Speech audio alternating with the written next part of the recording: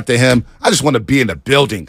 I want to be around greatness. I want to be around championship banners. I want to be around an organization that is about winning. That is about, hey, you know what? We just put on a good season. We're in contention. It was a good season. You know, sunshine, rainbows, Capri Suns. No. It's not what the Warriors are about. It's definitely not what the 49ers are about this season. They are all serious. We had Dumas in studio yesterday from Cron 40. He said, man, the attitude in that locker room is, there's not a lot of smiles. It's about business. It's about getting to Las Vegas and Allegiant Stadium. For the Golden State Warriors, from everything I'm hearing, from everything I'm seeing, it's about playing in June and hosting some NBA Finals games. It may not happen. It may not happen. But damn it, at least they're dying trying. I don't know what the hell is going on with this. I don't know what's going on with this. We're trying to platoon? We're trying to wear out arms? What are we doing? I don't know. We'll talk to Flim at 8 o'clock. Maybe he has an answer. But we're talking about Kyler Murray, Brock Purdy. Got something fun in the 9 o'clock hour. Yeah. I want you to spit it out because I want people to think about this. We're to take calls in the 9 o'clock hour. Actually, we're taking calls right now, 888-957-9570. But in the 9 o'clock hour, we're going to do something really fun when it comes to Brock Purdy. I think a lot of people love the draft, right? And we love hearing an expert or a scout's opinion. And I think a lot of us fancy ourselves, if you watch sports, like you feel like you got a pretty good handle on the strengths and weaknesses of certain players, right? Like, so Bonte Hill, quickly, give me the strengths and weaknesses. Give me a scouting report on Steph Curry. Ooh, great shooter. IQ for the good IQ. Great handles. Season a moment. Can get hot at any time. A guy you don't want to leave open. And cold-blooded killer. You better be aware of where he is on the floor at all times. How do you attack him? You try to attack him defensively to weaken those legs. So when the fourth quarter comes around, as you saw in the LA Lakers series, he's a little more worn down and those threes come up short. So, but he also offensively, when he crosses half court, you better have two guys on him. You better have 10 eyes on Stephen Curry, not just two. So I guess what I'm trying to do here is this exercise is let's point out the strengths and weaknesses, both good and bad. And it's not hating. It's just like, what do you see in Brock Purdy? Mm-hmm. I want people to come in, give me 15 to 30 seconds, give me your scouting report on Brock Purdy through 11 games. What does he do well? What does he need to work on? Very simple. And that's not hating. Like, we're not nitpicking. I'm kind of curious how people view him. What their on the couch scouting report would be of that player. You know, we could do that right now. 888-957-9570. What's your scouting report on Brock Purdy through 11 games? 888-957-9570. 650, by the way, I do want to show some love to Comcast Business Text Line, 408. You guys are giving honest takes. I appreciate both of you holding the Giants accountable. 650, guys, I love the Giants rant. I know they could be ratings killers, but it's so damn good. You know, it's what we do. Kyler Murray, Brock Purdy. Go ahead. Like when I look at Kyler Murray, right? If you said, Joe, what's your scouting report? Scouting report on Kyler Murray, okay? Extremely gifted. Plays outside of structure. Struggles to be a pocket quarterback at times. Unbelievable athleticism. Unbelievable arm. Yeah. Weak leader. Tends to quit late in games when hit hard. Aaron Rodgers. Joe, what are the strengths? One of the most risk-averse quarterbacks of all time. Beautiful layered thrower into the intermediate part of the field.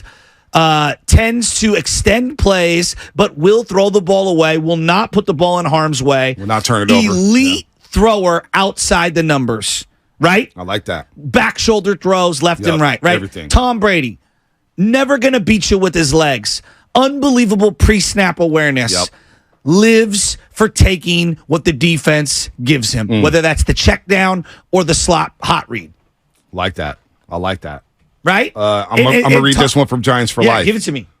Brock Purdy, intelligent, poised, mature, accurate, quick release, leader, mobile in the pocket, faster than you think and can run with it.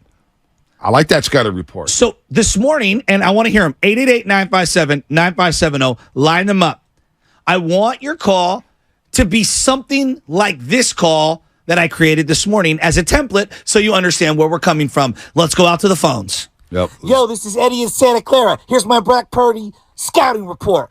elite brain, pre-snap awareness, throws with anticipation, super accurate on the underneath stuff, gives you all the arm angles, can make a free rusher miss, underrated athletically. He struggles at times to hit the deep ball. I'm very concerned about the elbow. Major elbow surgery reconstruction. Can he stay healthy for 17 games? Is Eddie Shasky's evil twin? Who is that? I'm gonna be honest. Like I recorded this with Shasky before the show. I was a little like, okay, you know what? I'll roll with this. Hearing it now, Shasky, yeah, this was a good call. That is the evil twin. I kind of need the music underneath it. Where's NFL Carlos music underneath it? Where's Carlos Ramirez? The angel of the devil? Is that the devil on your shoulder? That was me being Bane. Now I look at Kyler Murray, right? Brock Purdy is your ally. I look at Kyler Murray and what he's done in the league so far through 4 years. And again, we're not going to see him on Sunday. We're going to see Josh Dobbs, which is an incredible story. Yes. Guy was traded late in training camp to Arizona. They had no idea who's going to be quarterbacking for them. They had Colt McCoy running with the ones all offseason and cut him. Which I get because Colt McCoy, we saw him on Monday Night Football last year in Mexico City. I thought the young man was going to die on the football field. He was getting hit so hard. They had to pull him out the game. It was like, you know what, Colt? You just don't have it. You just don't have the arm. You don't have the brain. You don't have the talent to compete against this defense, against high-level defenses. So I get why they cut Colt McCoy. It just happened so late. But I'm looking at Kyler when he does come back, if he does come back and play. He's thrown for nearly 4,000 yards a couple times in his career. Last year, obviously, he got hurt. You look at the way he runs the ball, and that's what makes him elite. Some people say, oh, he's like Lamar Jackson. No, I think he's a better thrower of the football than Lamar Jackson. Better arm than Lamar Jackson. Can see it a little bit better than Lamar Jackson. But you look at the way he runs the ball, the guy nearly ran for 1,000 yards in 2020. Ran for 819 yards and 11 touchdowns. He is a dynamic player. But is it crazy for me to say I'd rather have Brock Purdy right now? Because I'm factoring in everything. The leadership, getting the ball out, being a pocket quarterback. Understanding the offense. As well as the financials.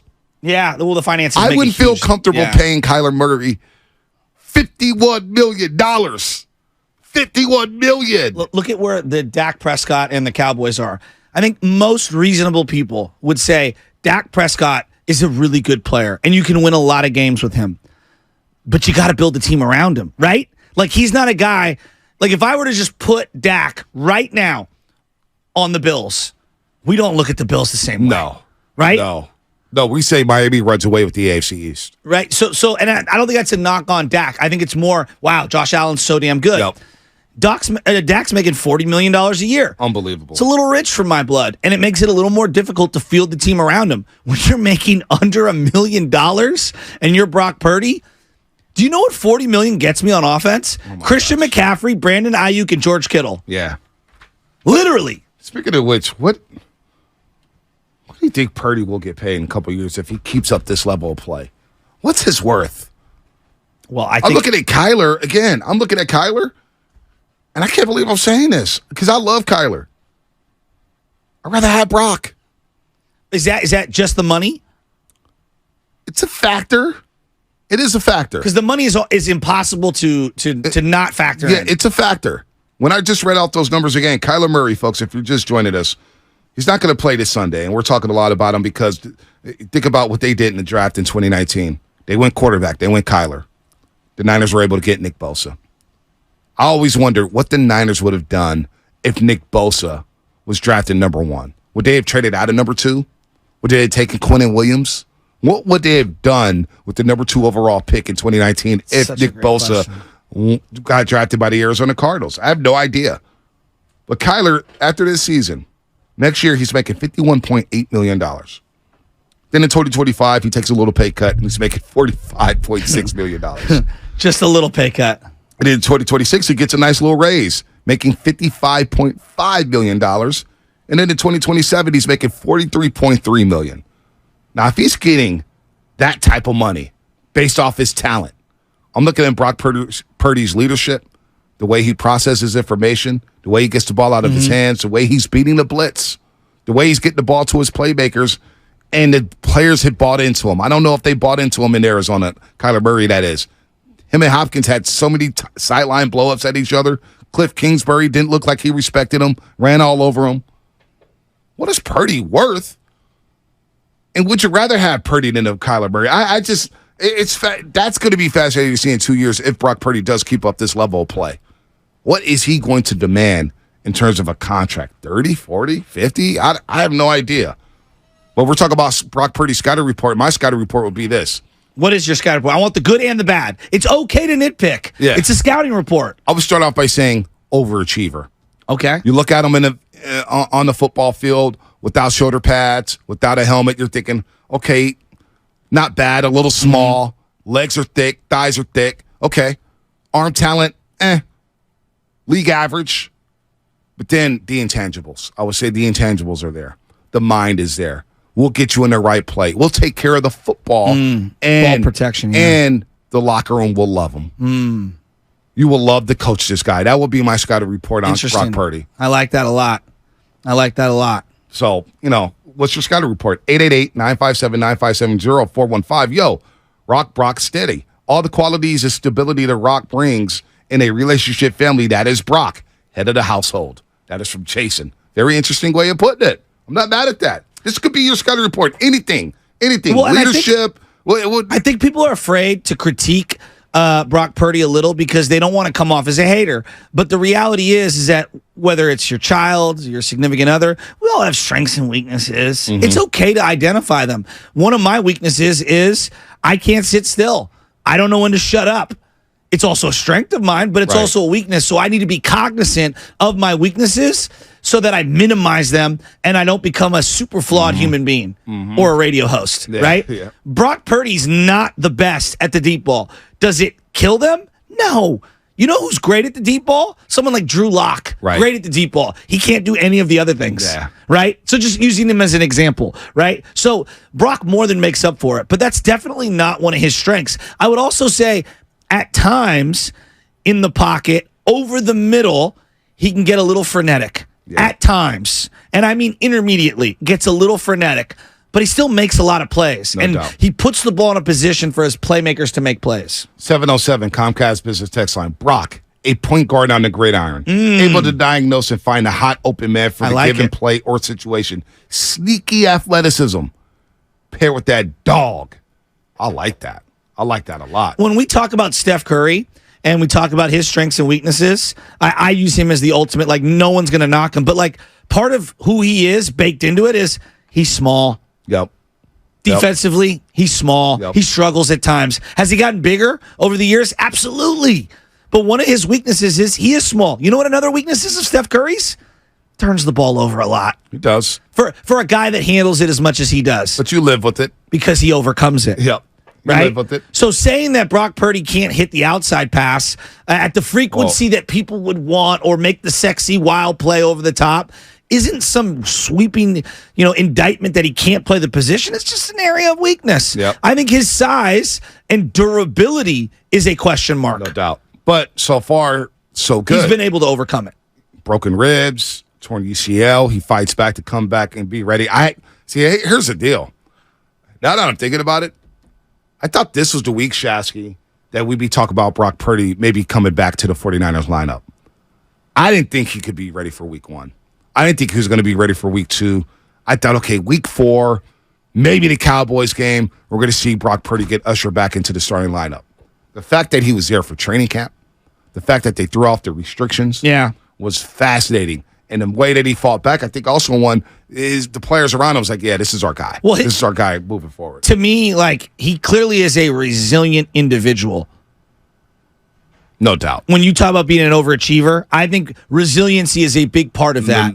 Being the last pick in the NFL draft, that's resiliency. I agree. To keep your dream alive. He could have been an undrafted free agent and been lost. Well, I mean also just in style of play. When there's a guy 3 times his size barreling down on him, does he look like he's worried? No, he doesn't. He's so calm, cool, and collective. He just makes plays. Well, you think about that play against the Miami Dolphins, 2-minute drill where George Kittle gets that seam route from Brock Purdy, and he gets blasted. Who blasted him from the Miami Dolphins? Was it Phillips? I forget who blasted him. And it was like, whoa. And he took it. Tampa Bay, first play of the game. Tampa Bay gets called for a helmet-to-helmet hit on Brock Purdy. I thought it was clean, but he got rocked. Got up, led them on a touchdown drive, and the rest is history in that football game. This feels unfair to question, but the fact that they put it in his contract and the fact that teammates came after him, there are questions internally in Arizona about Kyler Murray's competitiveness. Yep. That is not a question for Brock Purdy. No doubt. He's an elite competitor. No doubt.